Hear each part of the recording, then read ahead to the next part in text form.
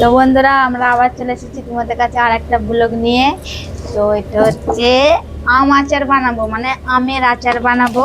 তো আমি কিভাবে আমের আচারটা বানাই আর আমি কেমন করে বানাই, তো তোমাদেরকে সবটাই এই ব্লগটাতে দেখাবো। তোমরা আমার ব্লগটা দেখতে থাকো। তো তোমার দাদা ভাই আম এনেছিল অনেকদিন আগেতেই, আমি করবো করবো করে আর করা হচ্ছিল না যে আমের আচার করব।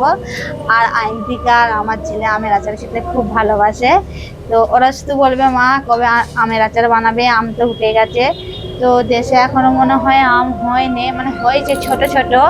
আর আমাদের এখানে দেখো কত বড় বড় হয়ে গেছে আম। আর এখানে এখন আটিও হয়ে গেছে, কাটতে খুব কষ্ট হবে। তো তবু ছেলে মেয়েদের জন্য করব। তো তোমাদের সাথে কথা বলতে বলতে আমি আমগুলো সব ছাড়িয়ে নেবো। তো কিভাবে আমি আমের আচারটা আমি বানাচ্ছি তোমাদেরকে সবটাই এই রেসিপিটাতে দেখাবো, তোমরা আমার ব্লগটা দেখতে থাকো। তো আমের আচার অনেক রকমেরই বানানো যায়। অনেকে ঝাল আচার বানায়, অনেকে টক আচার বানায়, আবার মিষ্টি আচার মানে আমের গুড় যেটাকে বলে। তো আমি আম দিয়ে গুড় দিয়ে বানাবো, মানে আমি আমের আচার বানাবো মানে আম গুড়। আর টক আচারটা বানাবো না, আমার ভালো লাগে না, আমাদের কেউ খেতেও চায় না। আর আমার ছেলে বাবাদের চিনি দিয়ে দেবে, চিনিরও বানাই। অনেক রকমেরই আচার বানানো যায়, তো যে যেরকম করে বানাই, তো আমি এরকম করেই বানাই। তো আমি আম গুড়টাই বেশি বানাই, গুড় দিয়ে। তো তোমার দাদাভাই এনে দিয়েছে আমাকে 3 কেজি আম। তো 3 কেজি আমের এত আচার আমি কি করব বলো, আমি ওই জন্য অর্ধেকগুলো করেছি আর অর্ধেকটা রেখে দিয়েছি। তো যত আম,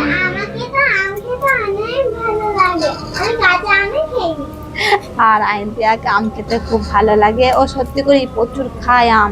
আর এই আমগুলো প্রচুর টক, একদিন কেটেছিলাম তো দেখলাম আমগুলো প্রচুর টক। তো এই দেখো কাটা যাচ্ছে না, মানে আটি হয়ে গেছে। দেখেছো, ওটা আমাকে দেবে, খাবো। অনেক কষ্ট করে আমগুলো কাটতে হচ্ছে, কিন্তু আমাদের এই নান্দেরেতে পাকা আমও উঠে গেছে। তাহলে আর বলো, পাকা উঠে গেছে তাহলে এগুলো তো আটি হয়েই যাবে। তো অনেক রকমের, তোমার সাথে কথা বলতে বলতে ঢুকে গেলাম। তো অনেক রকমেরই আমের গুড় বানানো হয়। দাঁড়াও মামা দিচ্ছি, দাঁড়াও। ধুতে হবে, এখানে আটা আছে, আমের আটা মুখে লাগলে ঘা হবে, ধুয়ে খেতে হবে। তো অনেক রকমই আমের আচার বানানো যায়, তোমাদের সাথে বলতে বলতে কথাটা রয়ে গেলাম। তো আমি গুড় দিয়ে বানাবো, আর ঝাল আচার টক আচার সবই বানানো যায়, ওটা বানাবো না। তারপর আমার বাবা মায়ের কাছে আমার শিখা, তো আমি বাবাকে জিজ্ঞেস করেছিলাম। তো আমি আমি আমার বাবাকে জিজ্ঞেস করেছিলাম যে, বাবা 3 কেজি আমে কত গুড় লাগবে? যদি টক আচার করিস তাহলে বেশি লাগবে না, ঝাল আচার করলেও বেশি লাগবে না, যদি গুড় দিয়ে করি মিষ্টি মিষ্টি আচার, তো 3 কেজি আমে 3 কেজি গুড় লাগবে। আমি যে, বাবা 3 কেজি আমে 3 কেজি গুড় লাগবে? ওই জন্য আমি অর্ধেকটা করছি, বেশি করিনি। তোমার দাদাভাই 1 কেজি গুড় এনেছে, বললো তাহলে অর্ধেকগুলো করো, বাদ বাকিটা পরে করবে। তো 1 কেজি গুড়ে ওই জন্য আমি যতটা দেখি কাটি কতটা লাগে, তো সেরকম হিসেবে করতে হবে। আমের কাছে সাথে সব কিছু, আমটা যদি মিষ্টি হয় তাহলে কম গুড় লাগবে, 1.5 কেজিতেই হয়ে যাবে বললো 3 কেজিতে। আর যদি আমটা টক হয় তাহলে একটু দিলাম। তো যেরকম আম সেরকম গুড় লাগবে, আমি অল্প করে। দেখেছো এখনো হয়নি, বলছে মা তাড়াতাড়ি আমের আচারটা করো, আমিও খাবো। এই তো করছি, দাঁড়াও। তো আম গুড় বানালে হয় না, এটা অনেক নিয়ম আছে আর অনেক রকমের আছে, যে যেরকম করে। তো আমি তো এরকম করেই করি। প্রথম আমগুলোকে কেটে নেবো, কেটে ভালো করে আমগুলোকে প্রথম কেটে নেবো, যে পরিষ্কার করে ধুয়ে নিতে হবে। ধুয়ে নিয়ে নুন হলুদ মাখিয়ে শুকাতে হবে। তো তোমাদের আমি সবটাই দেখাবো এই ব্লগটাতে। তো তোমার সাথে কথা বলতে বলতে আমি আমগুলো কেটে নিচ্ছি। তো এতগুলো আম কাটতে তো একটু দেরিই লাগবে। আর এই দেখো ও খেয়েই যাচ্ছে, কি টক লাগছে না নাকি বুঝতে পারছি না। ও খাচ্ছে, আমার দাঁতগুলো যেন সেই কেমন হচ্ছে, আমার দাঁতটা পুরো চিবিয়ে যাচ্ছে। আমি টক খেতে পারি না, আমিও টক খাই। তো আমার মেয়ের ওর টকে গেল দাঁত। আমিও টক খাই, কিন্তু আমি ওর মতন অত টক খেতে পারি না।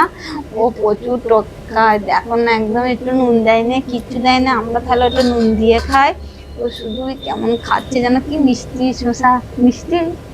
হ্যাঁ দেখেছো, বলছে মিষ্টি। তো আমি তো জানি না, আমি এরকম করেই বানাই, তাই আমি যেমন করে বানাই তো আমি সেই রেসিপিটাই এই ব্লগটাতে আমি দেখাবো যে আমি কেমনভাবে আচারটা বানাই।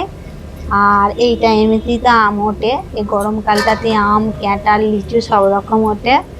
তো করতে পারে তোমার দাদা ভাই, তো তোমার দাদা ভাই এনে দিয়েছে, ওই জন্য আমের আচারটা করব। তো করে অনেকে সব রেখে দেয়, কত রকমের আচার করে, সেই সরষে বাটা দিয়ে কি বলে কাসুন্দি না কি সব করে, ওইগুলো আমি পারি না। আচার করে, মিষ্টিও করে, ঝালও করে, আর কাসুন্দি আমি ওইগুলো পারি না, আমি আম গুড়টাই পারি। আর এই আমগুড় আর কুলের আচার এগুলো একটু পারি, তাছাড়া আর কিছু পারি না। তো তোমাদেরকে সবটা দেখাবো বন্ধুরা আমি কিভাবে বানাচ্ছি। তো আমি সব আমগুলো কেটে নিই, তোমাদের সাথে কথা বলতে বলতে। আবার খাবে বলছে, দেখো বলছে মা আর একটা দাও খাবো। তো আমি আমগুলো কেটে নুন হলুদ মাখিয়ে নিয়েছি, দিয়ে এবার আমি আচার করব। আর অনেকে আম কেটে নুন হলুদ মাখিয়ে একটু রোদে দেয়, যে তারপরে করে।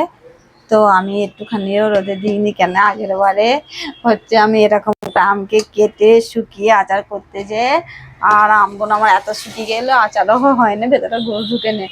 ওই জন্য এবারে কি করেছি, আমি ডাইরেক্ট কেটে নুন হলুদ মাখিয়ে আচার করব। আমি কড়া চাপিয়ে দিয়েছি। তো আচার করতে কি কি লাগবে দেখো, আমি নিয়ে নিয়েছি শুকনো লঙ্কা, 5 ফোড়ন, আর হচ্ছে তেজপাতা।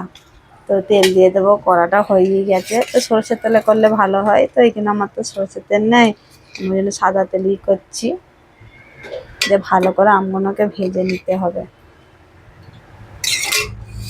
আমি দিয়ে দিলাম, আর এখানে নিয়েছি গুড়, 1 কেজি আখের গুড়। আমাদের এখানে গুড় হচ্ছে প্রচুর শক্ত শক্ত, আমি ওকে ভেঙেছি, পিটিয়ে পিটিয়ে ভেঙেছি, দেশের মতন নয় গুড়, মানে সেই ঢিলা গুড় বলে সেরকম। তো অনেকক্ষণ ধরে টাইমও লেগে গেল। এবারে আমি দিয়ে দেবো সব। তো তেজপাতা আর লঙ্কা আর এই যে 5 ফোড়ন, তো এগুলো একটু নেড়ে নেবো, তারপর আমি আমটা দিয়ে দেবো। এবার আমি আমগুলো দিয়ে দেবো, তেলটা হয়ে এসেছে। তো আমার মনে হচ্ছে আমটা একটু বেশি হয়ে গেছে, কড়াটা তো ছোট, দেখি ধরে কিনা। আমি সব আমগুলো কেটে নিয়েছি, দিয়ে ভালো করে নেড়ে নিতে হবে। না না ধরে যাবে মনে হচ্ছে, যে তবে যে ভালো করে একটু ভেজে নিতে হবে।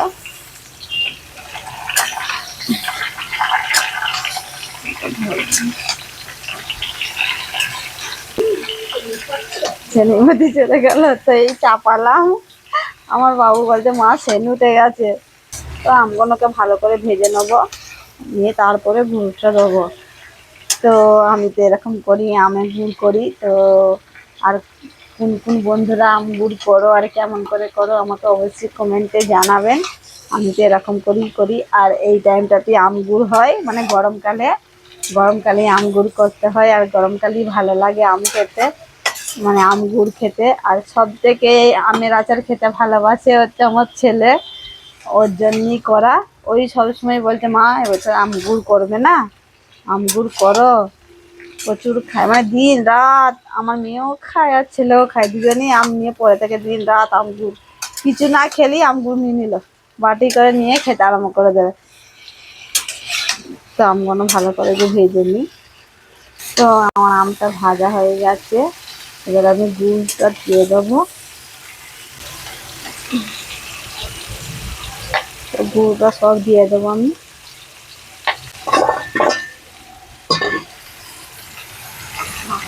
নাড়তে পারছি না। তো এই দেখো আম আমার কেমন ফুটছে। তো বন্ধুরা আম গুড় করতে অনেকই টাইম লাগে, মানে যে আম চাপালে আম গুড় হয়ে যাবে সেটা নয়, আম গুড় করতে অনেকটা টাইম লাগে।